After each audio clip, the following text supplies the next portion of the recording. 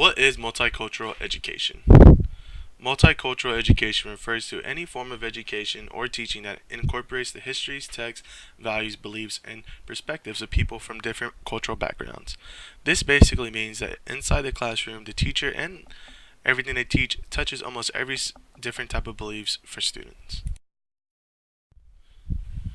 What is the teacher's responsibility when it comes to multiculturalism in the classroom? Here are several of the teacher's responsibility when they are overlooking the multiculturalism in the classroom. One is they need to realize that you as a facility member, they are also a part of the chemistry that occurs in the classroom. This being said, that the teacher does have influence in their own classroom. Next, we need to be aware of the power structure inherent in your role as a facility member, as well as that of the dominant culture. With that being said, one, you are a teacher, so that basically means that all eyes are on you. So every student is going to see you as what they see you. So we need to be aware of how they might see us, as in cultural or as in how we are in our own behavior. We are their example. Next, try to become aware of possible bias or assumptions that you may bring to the classroom. This is kind of sensitive, for as a teacher, we also need to be prepared that we do not stumble onto any sensitive subjects in the classroom. With that being said, we need to be aware of what we teach and who we're teaching it to. And last but not least, use group work to broaden students' perspective. As soon as people come together and to work in groups, different approaches and ideas come to surface immediately. If we all work as one or work in different groups, we can learn a lot about each other. According to Penn State University, it says that, sorry, as we work in a group, strategies allow them to work in different constructive ways, foster and reward openness and new creative approaches to problem solving. This helps us build our character and everything in the classroom. What is the school's responsibility when it comes to multiculturalism in the classroom? The school has several responsibilities, and here are just some. One, they need to make sure no boundaries are being pushed. By saying this, they need to assure the parents that their students are in a learning safe environment and that they should be comfortable with their student attending their school. One, assuring that all needs will be met for the students. By saying this, with multiple education, some parents might feel that we can't teach certain subjects or wouldn't want us to touch on certain subjects. So as a school, we need to be able to accommodate that. And next will be making the classroom diverse. If we make all the classroom diverse, we allow students to work in basically a real world scenario. There's different types of people everywhere. And the sooner they get to learn to work together, the better. How can a teacher balance multiculturalism and a parent's belief? This is very simple. The way a teacher can balance both multiculturalism and a parent's belief is by working with the parents. It all starts with communication. Also, learning what different beliefs or cultures are in our learning area. The way I feel about this is that if a parent might have an issue or might see one of our lessons as a sensitive subject, they should always be able to come to the teacher. No teacher should push the parents off or refuse to not work with the parents.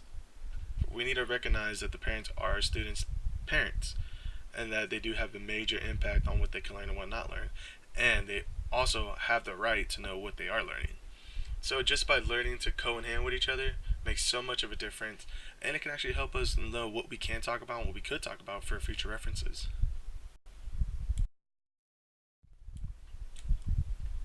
How was your idea of what special population means changed? Why? What do I think now? When I first thought of special populations, I had no idea what it truly was. When I first thought about special populations, I thought it only referred to children with special needs. I never stopped to think about it actually was just more than that.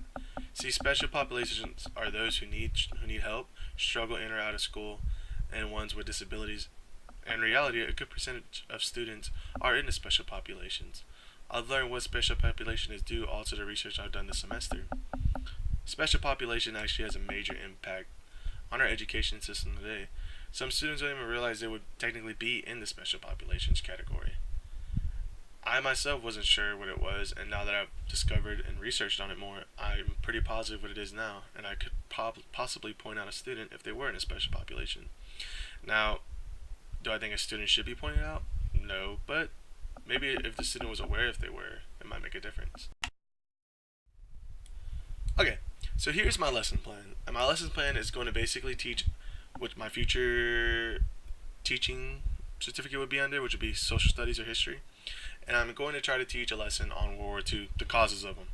So I kind of make it to where I have 20 students, 10 boys, 10 girls. It might not be like that in reality, but what I'll do is I'll separate all the students, get them to draw numbers, and break them into 5 total groups. So, as you can see, I have my list of materials and everything under there. And basically what my students will be doing is they'll be kind of filling out, not like a timeline, but the causes under a timeline type thing. I have my test task down there. And what I would do is I will allow them to break up into groups, work with each other, and then once we kind of get everything down and we learn and I go over repetitive and learning to know what they learn, I would try to connect to see if many of my students have different backgrounds from World War II. As we know, World War II was basically all across Europe, and who knows whose family could have been affected by it. It might be a sensitive subject, there could be some family losses, but it could open up some cultural talks to show students that, hey, yeah, I am from here, and this is what it's like to live over there, or this is what it's like. What are some characteristics of exceptional learners? Here are some of the characteristics I found from our book for exceptional learners: learning disabilities, emotional and behavior disorders, autism, hearing impairments, visual impairments, and physical and health impairments. An exceptional learner is basically an exceptional student, but it's just how they learn. As a teacher, we need to be aware of this because exceptional students can have physical, mental, emotional, social, or learning disabilities as determined multidisciplinary team.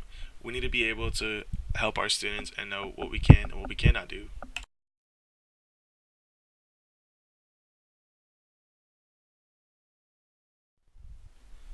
What are some characteristics of diverse learners? Here are some characteristics of diverse learners: mental retardation, hearing impairments including deafness, speech, or language impairments, visual impairments including blindness, emotional behavioral disorder, orthopedic impairments, autism, traumatic brain injury, or other health impairments, specific learning disabilities, and deaf blindness. Why does any of this matter? Yes, this does matter. In fact, this helps us as a teacher to do better and fulfill our goals. If we know from the beginning that we may have diverse and exceptional learners, we can adapt to their learning so that they can benefit from our teaching as well. Why does this matter? It's just a simple question. It just does. As a teacher, we need to be able to fulfill our students and to help them any way possible we can. Now, some students might need more time than others, and some might need different type of activities to learn and grasp the subject better than others. But as a teacher, that's one of our struggles, and one of the things I think that we can only get better over time. Some teachers might not face this more than others. Some might face it occasionally. That be said, as a teacher, we just need to know how to deal with it. So proper training could help. And so I do feel strongly that this does matter because, one, if it does matter, we need to make sure our lesson plans are adapted to it as well.